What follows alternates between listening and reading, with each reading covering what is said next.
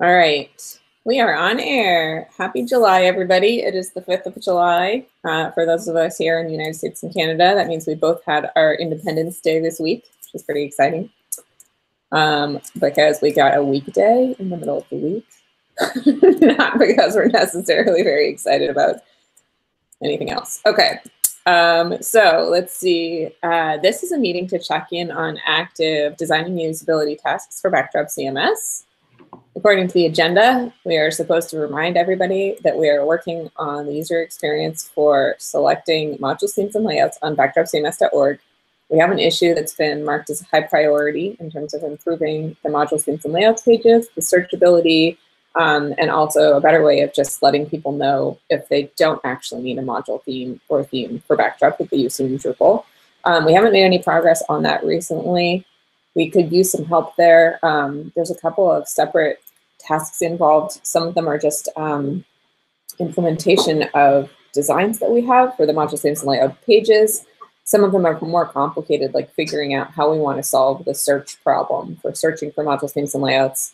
We need to make those search results return not only projects with actual releases, but also there's a content type, I think, called a placeholder project, which is for something that has been moved into core or is no longer necessary for Backdrop CMS. So something like token module is something that people might be looking for if they're coming from Drupal, and letting them know that that module isn't necessary for Backdrop because we have tokens in core is going to be valuable.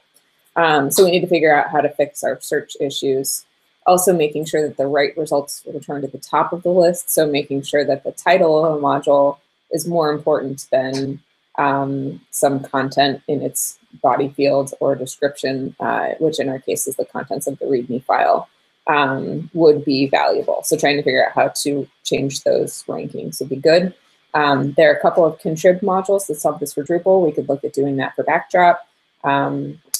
We could also look at switching from using the built-in core search to something like Apache Solr, which is a little bit more work, but would be good. Or right now we're currently using views to generate those pages. We could look at if there are easy ways to change the way views handles its combined fields filter, or we could write better search filters that might be more suited to this particular use case. Just thinking of what might be best for our target users. I think switching to Solr might not be it might be what's best for backdropcms.org, but it might not be what's best for everybody else running Backdrop. So just kind of, we've got some bigger questions to answer there about how to solve those problems. So if anyone wants to help weigh in, the parent issue for working on that is number 442 on the backdropcms.org queue. On the forum site, we have a code block widget that was part of CK Editor that was not the right width and looks funny. Wes, I checked on that issue. It looks like 2 weeks ago you fixed it. No, I didn't do anything. Oh. But I'm looking for the CSS hack I used right now. Okay. Because I think if we can get a CSS hack in on our forum site, that's great. But Wes did also mention that it might be good to fix the problem upstream with CK Editor. The issue is that their box doesn't take into account the width of the content within it. So at very least, I think open an issue for them and say, hey, there's a problem with the width of your box. And then we can post our CSS hack for anyone else that has that problem. But I think it would be good to make that a more robust fix upstream, which hopefully at some point in the future we can incorporate into Backdrop when we update CK Editor. Okay, so Backdrop the product. Nate, do you want to talk about the UX issues, or do you want me to roll through these? Yeah, if you can roll through them, that would be great. I'm not up to date on most of them. Okay, so I looked at most of these this morning, but maybe not all of them. The first one is the installer design. This is issue number 2873 in the Backdrop issues queue. And this is something that Opie brought to our attention a while ago, that on mobile devices, installing Backdrop doesn't look beautiful. And I think we have a consensus there about reworking that table instead of being 2 columns, it could be a single column, and then we would be able to more easily stack and unstack the label and the content. And then the last recommendation is like, don't unstack it. We could just leave it the same format, both on mobile and on tablet. It'll take up more space vertically, but it'll be, I think, a little more legible for people even on desktop. So I think that's a good starting point. In that consensus, we can see how it looks, how it works. And if we want to stack it later, it would be easy to do so. So we just need implementation on that one. So that's the only major design issue, which looks like we've landed. Was that divs within the table cell? Yes. Okay. So one cell with multiple divs in it, so we can move them around if needed. So might even be worth making that not a table if we're only going to have one cell row. But that might be a lot of change because this table is also used elsewhere in Backdrop. And so it would probably be good to make sure that all of the places that use it can do what they need to do with it. Yeah, so we'll tread carefully there. Oh, I added a label to that issue. I marked it as good first issue because I thought if it was taking 2 table cells and turning it into one, that might be something that would be relatively easy to do, but I haven't looked at the code, and sometimes I'm overly optimistic about what a good first issue is. So that might not be accurate. All right, that's it for design issues, was deciding on the design for the installer. We have a ton of usability issues. The first one is our oldest one. Issue number 37 was the modules page update. I untagged that from being myself a couple weeks ago, and Doc Wilmot grabbed it almost immediately, which is fantastic. He did a reroll, but he did a reroll of the original pull request, not of the consensus. And so it now, it's actually not even, it was a reroll of his original request, which is the one that removed all of the by package groupings, as well as adding the select list and the filters. And so then he went and read the issue and went, oh, oops, I forgot to reread the issue. And it looks like what I did isn't what you want, but I want everybody to look at it anyway because it's done. And so now everybody's talking about it again. And it sounds like he's happy to remove the extra form elements at the top of the modules page, but he is not willing to remove the fields or put back the fields groupings. So we might need to revisit our bike shed and have the whole conversation all over again. But yeah, it looks like instead of making incremental progress and deferring the hard conversations to later, we're back to having them all now. Actually, just for clarification, is the thing that he doesn't want to go back to is the sorting by package. The package groupings. Yes. Yeah. So if we, and just to say this one more time, I added a comment too, but if we remove the package groupings without adding anything that provides that usability feature, we're going to have 2 usability regressions with this change. And so I itemized those in the issue. And I think that if we had decided to add some of the other new features that are in his current pull request, like the select list, we would have a replacement. We'd be replacing the groupings with a filter. But because we don't have the filter, we'd just be removing the feature that is there now. And so I think that we can definitely remove the packages if that's what everybody wants to do, but we need to do it in conjunction with adding a tool that solves that need. We can't just remove it, or we'll be creating a less usable product with this change. Yeah, that was my concern as well. It was the complaints from the people, because we still don't have enough statistics, enough metrics to decide if people are actually using it or not. And because there's no alternative at this point, even if we had stats in place, what would be the alternative? How could we tell if people hate it or love it or need it? Yeah.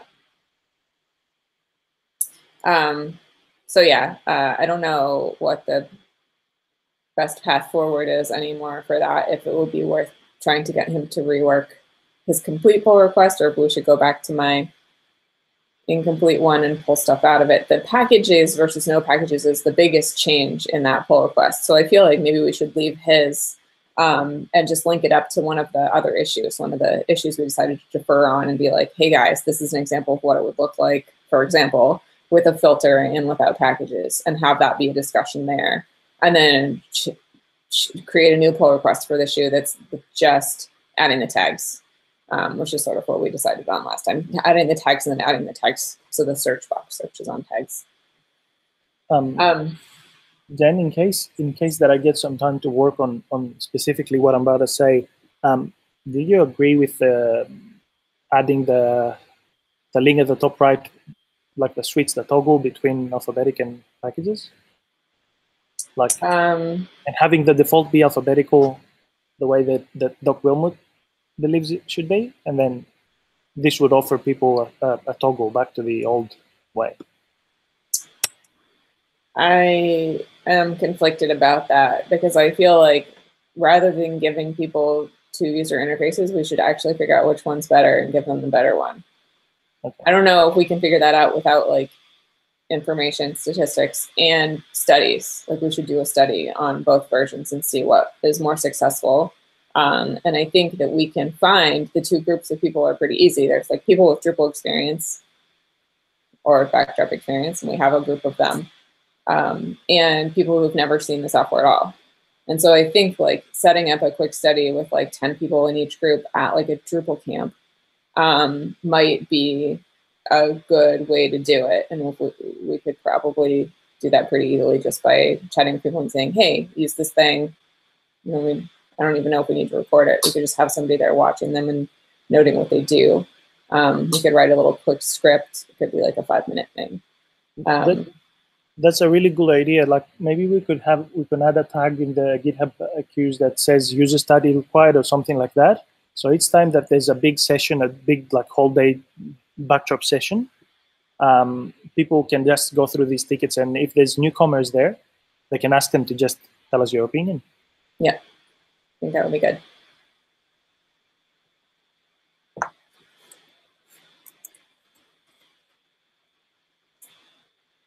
Okay, so modules page usability update. Still kind of stuck. The next issue is for adding save to draft to core. And this is actually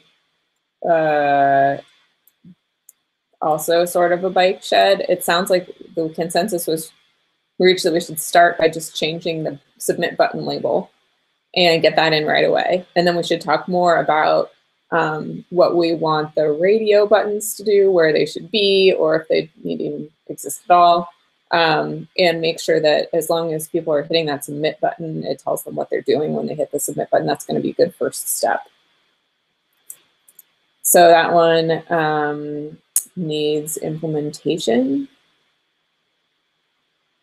Next one is the update dependency message, which I think just needs review. So this is what happens when you are trying to run updates, for example, from Drupal to Backdrop, and you haven't updated one of your Drupal modules to the latest version that's available. It'll throw an error message and say there's a problem, but all of the error messaging that it currently does is a little bit confusing. So we've written some clear error messaging, and that pull request needs to be reviewed. The next issue is incorrect page title on managed display sub pages. I think this is something that should be a quick fix. We have consensus on that this should happen. It's just no one has worked on it. Yeah, it's like just nobody's worked on it yet. It's just a follow-up from getting the tabs back on, it looks like. And then we have project installer. So Clonis, I think these are your new issues. One of them is to make it clear when dependencies aren't met. So if you're installing a submodule and you're missing the parent module, the submodule can't be installed or can't be enabled. Just trying to indicate to people that they can enable the other modules, but they can't enable the one they're trying to enable that has a dependency. Yeah. And then there's other small issues there, small bugs, like if there's multiple dependencies, the installer doesn't install all the dependencies at the time, it doesn't batch them, it just asks as many dependencies there are, they ask the user to just click the next button as many times. So it installs only one module at a time, one dependency at a time. Huh. Yeah, I don't have the ticket for that right now, but it's not this is not a design issue. It's more of a bug, but yeah, there's multiple other small problems with the installer. Okay. Well, I think it would be good. It's good that you're noting these, and it'll be good for us to iron them all out. This is, it was a contrib module for Drupal 7 that didn't get a lot of action, and we put it into Backdrop, and there's going to be a bunch of little hiccups as we go through. So as long as we can identify them, that should be pretty easy to fix. So that's great. Do we have a meta project installer issue? I think we do. Yeah. Okay. So I'd like to link that one from here, because then we can continue to kind of make progress on all of the sub issues. And we can talk about the one rather than need to talk about all of them as I go along. I'll try to find it and update the agenda. Okay, that would be great. Yeah. And then the next issue is to add an info type for our status messages. And this is in alignment with Bootstrap as well. And it would be good to update a bunch of messages we have around core and even contrib for messages that aren't necessarily success messages, but are currently using the success coloring and label just because that's all we have. And so I think there's some great examples in here of things that we can switch over once we have it. And the current pull request to add it looks like it needs review. So thanks for working on that, Gregory. It's a good one. Yeah, no problem. It's a small task anyway. It's a small annoyance, as you said.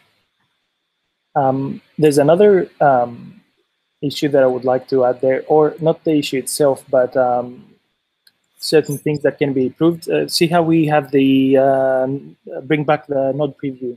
Yeah. So we have introduced a ribbon there with the submit buttons. And this is where I would like Wes's input as well. So we switched to a front end. When we hit the preview button, we switch to the front end thing so that the user can have an experience as close to what they would see, what they would get if they save the node as it is.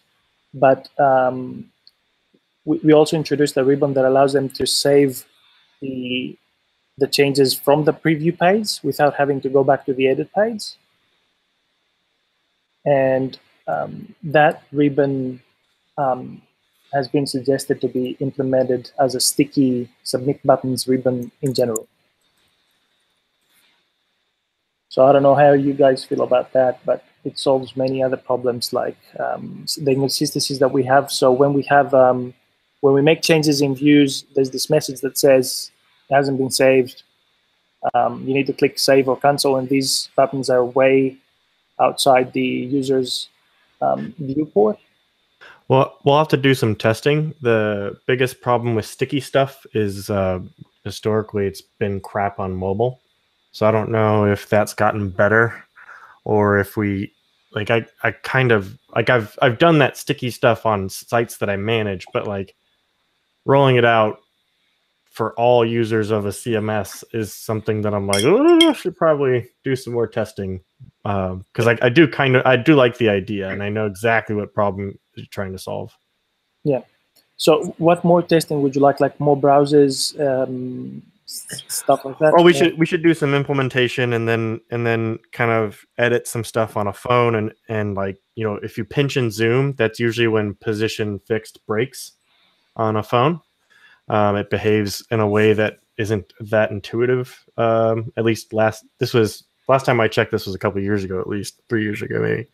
So it might have gotten better.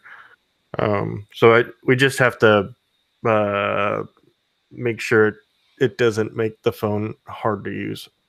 So do you think that's a basis thing, or do you think it's like something that could be global? Like, I'm kind of thinking it might be theme specific.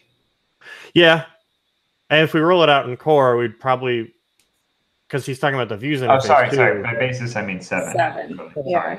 But keep in mind, on the node form is often front-end theme, not back-end theme.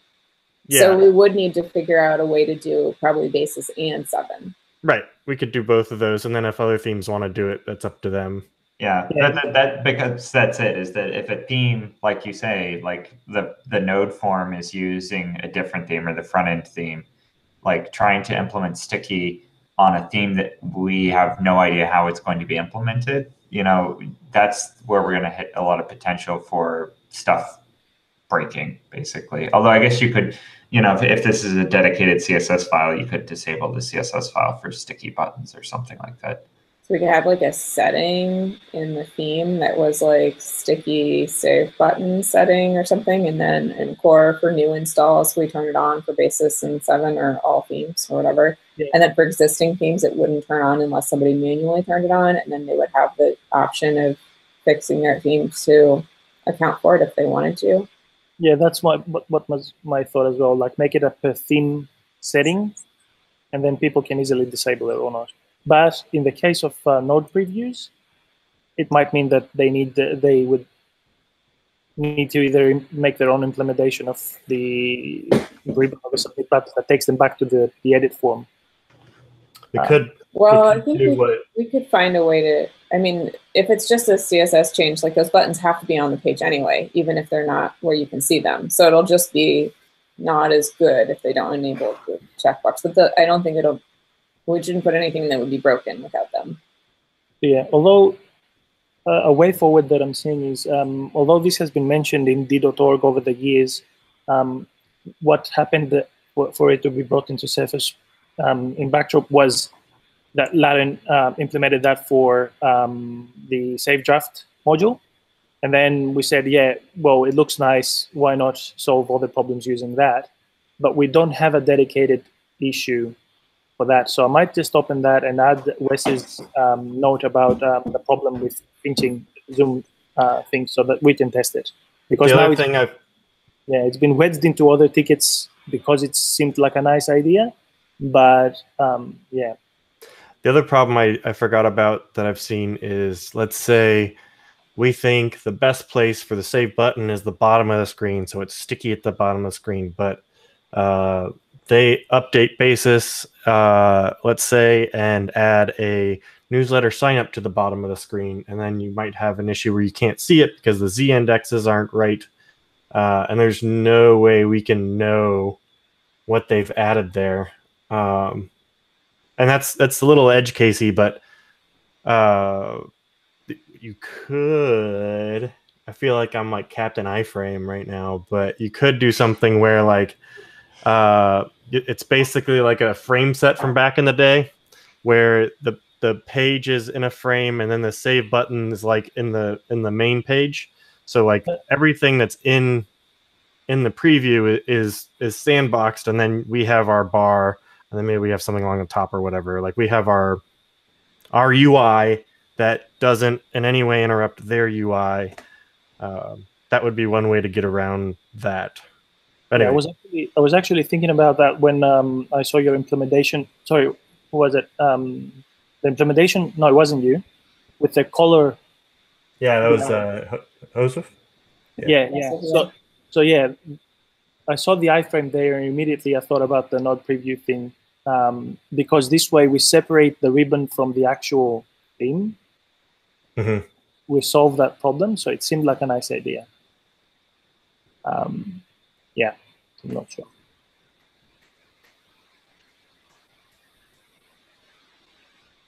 The other thing when it comes to previews, I just ran a quick demo of WordPress and what they do with the theming.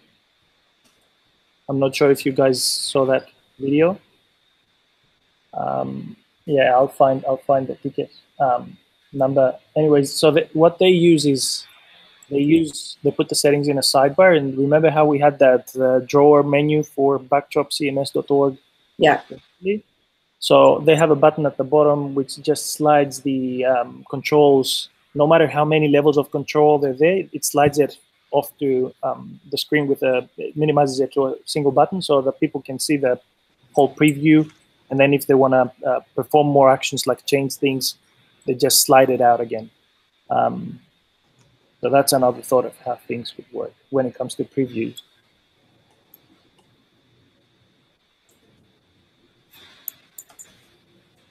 So the ticket number for that.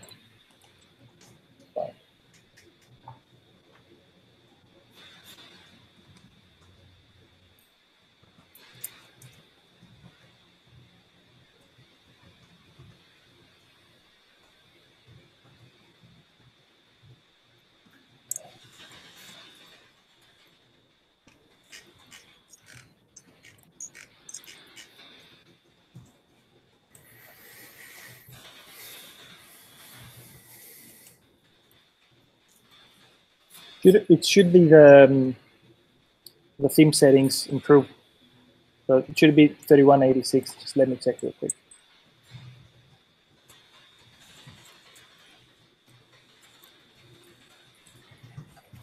Not that.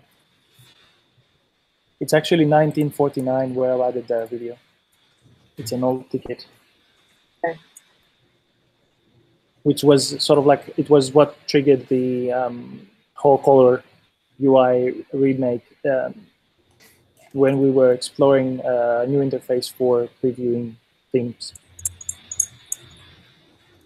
So yeah, I have a comment there 2 days ago. There's a screenshot in it, but above the screenshot is just a Google Drive link for a video of a demo that I've done. Like in WordPress, this works so smoothly. Like the user experience was amazing. Like, everything was so intuitive, and I knew what I wanted to do, and yeah, it was pretty amazing.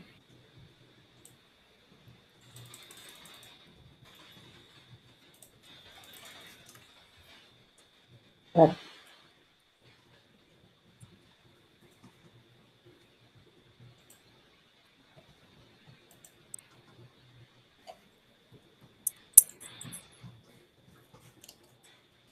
Anything else we should add to the usability issue list? Anything else now? One I'm reviewing right now is one that was RTBC'd just before I un-RTBC'd it. Is this rotating the image based on EXIF data. Have any of you guys taken a look at this one? It's 2887. No, I haven't. I think 28. You said 28. 2887. Yep. Thanks. And there's some argument going back and forth about whether or not this should be in core in the first place. Jen actually opened this issue, it looks like. So when you take a picture with a mobile phone or camera or something like that, sometimes, depending on the device, the camera will always write the file like in landscape mode, so the width is always greater than the height.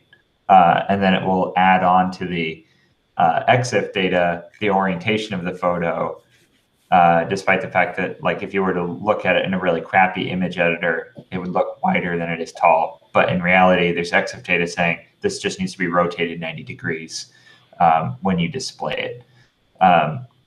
So there's a contrib module that fixes this, but I marked it needs work because the implementation right now just does it blanket across the board, like for all files that are uploaded. If the rotation is wrong, according to the EXIF data, then rotate it immediately on upload. And the concern I had there was that if we do that, then that makes it so that all images that get rotated lose their EXIF data, kind of ironically, that we use the EXIF data to determine the orientation, but then we overwrite the original file, thus losing the EXIF data. And so my thought there was that instead of making this be global, like happen on all files all the time on all uploads, have it be part of the image widget and have it be an option in the same way that resize on upload is an option, basically. Because resizing on upload, if you set a max dimensions, that also loses the EXIF data. You mean like provide a button that manually rotates things, or not do the automatic thing? What do you mean? Oh, that so when you're configuring an image widget, there should be a checkbox for auto rotate on the configuration of the image widget instead of being just on all the time for all uploads everywhere. I don't mind EXIF data getting stripped. I'm scared of what's in there, like GPS or like crap like that. That's actually could be a really great extra feature. Strip EXIF data from upload images. Well, I think we should check the box by default because there isn't really a use case for not wanting your images to be correctly oriented unless you're like, oh, my server's overloaded. Like, you have to hit one of those edge cases in order to want that turned off. I like the idea of having it be an option, but I think it should be like fixed On by On by default. default, yeah. On by default, because machines know better. Well, the situation that you could get into would be if you wanted that EXIF data, like what camera was being used, and that was more important to you than like the core auto rotating, you know. Yeah. Then that would be a reason why you might want to do that. Yeah, I still think it's edge case though, and we should check the box by default. Yeah. Just a silly question: does any image manipulation destroy its EXIF data, or is it this specific rotation data that is being lost? It's any image manipulation that we do in core, yeah, including resize or anything like that. And so an image style doesn't really make a difference because it works on a copy, right? But if you modify the original file, then when PHP writes that file back to disk, it just like, you know, it's just worried about the image itself. It's not worried about the metadata that's also contained in the image. So is that worth fixing? What's that? Is it worth fixing? Yeah. Yes. Or is it possible even? It's possible. That's the EXIF module and Drupal kind of dealt with this kind of shenanigans, because you basically have to save the EXIF data at the beginning when the file is originally uploaded, and then after it's been modified, then write the EXIF data back into it. Yeah. And writing EXIF data is possible with the PHP EXIF extension, but it's like, you know, it's kind of messy. It requires your PHP instance have that extension installed too. Right. As does this feature that rotates, you know, it also requires the EXIF extension. Oh, so we would have it anyway if we were going to delete the data. We'd have the tool to save the data.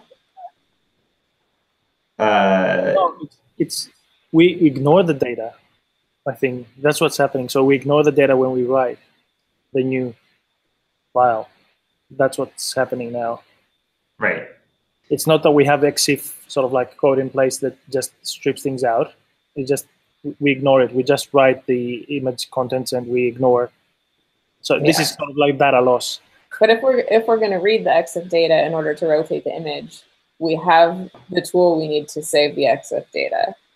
Yeah. So it might be worth opening another issue to say, let's preserve EXIF data on images.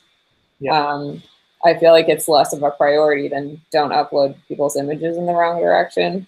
But it could be something that someone's like, oh my God, I've been running my site for 2 years and I didn't realize like all of my image data was going to be stripped and now none of my images have it. And I could see someone being upset about that. Yeah, I can see it. Yeah. Yep. Which is another reason why putting it as an option, at least, even though it's on by default, so people probably aren't going to see the description, but you know, if you go to configure the image widget, that gives us a place to say, if you turn this on, it's going to strip your EXIF data, which is what we do for resizing as well. Like we tell people that it's gonna strip their EXIF data if they check that box, or sorry, if they put in a maximum dimensions. That's what does it right now. Okay. Is there usability? Oh, just because you want to add the checkbox. Yeah, and it's also like, I mean, whether or not it's appropriate in core, but that I think that discussion has already happened, and it seems like people have agreed that it's good to have. People are just worried about bloat, that the core get too heavy. But I'm not sure that this is going to be that, you know, straw that breaks the camel's back. You know, maybe our camel's back may have already been broken a long time ago. I know that certain things might be considered bloat for core, but small things like allowing, I think this got into core really early on, allowing the image fields to capture images from phones. So when one was using, this could be considered a bloat for someone, but now that everybody's using their mobile, it's not so, you know, far-fetched or an edge case, and people appreciate it. Nobody says that it's a bloat.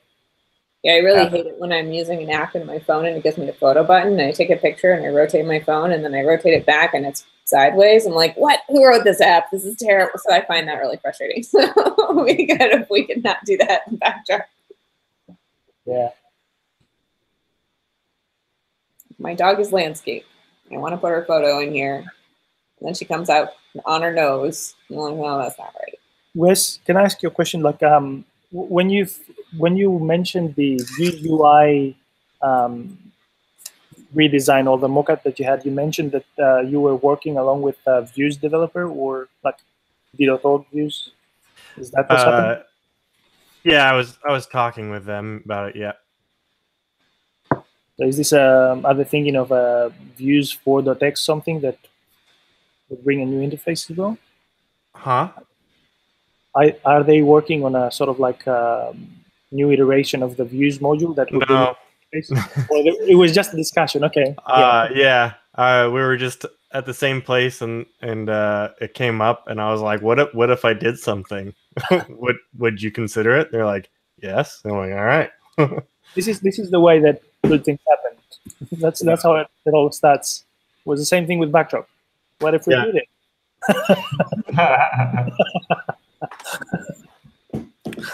Yeah, I don't think they're actually all that interested though right now. Like after I've done it, after I did it, like, you know, almost a year after we were talking about it, I think they're less interested. So whatever. So it's the exact same feeling for the reason that Backdrop exists. So no worries. Fair enough. Okay. Well, thank you for letting me tack that on there. I think we need to wrap it up for the next meeting. All right, cool. Catch you in a few minutes. Jen, anything else? No, that's it. Okay. All right, everybody. Talk to you guys in a few minutes. Peace. Bye.